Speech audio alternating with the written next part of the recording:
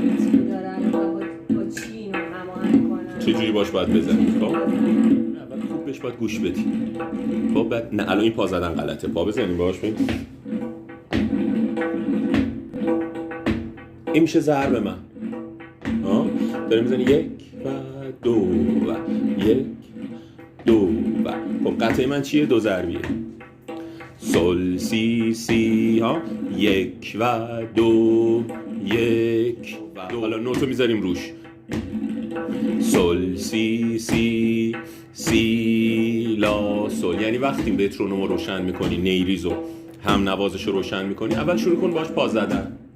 خب سر ضرب رو پیدا کن، این موقعی که داری با یه آهنگ تو عروسی جایی دست میزنی سر ضرب رو آره سر ضرب رو باش پیدا کن، باش پا بزن، بعد قطعه رو نطخونی کن. بعد بستگی داره به اونجا که راحتی. معمولا قطعات باید سرعت رو بالاش نوشته باشه، ولی از سرعت پایین شروع کن اونجایی که راحتی تا بتونی باش. معمولا آره بستگی داره البته ها، به قطعه ترکیبی باشه ساده باشه، به اینا همه بستگی داره، ولی قطعاتی که برای آموزش تو کتاب با 60 راحت میتونی بزنی.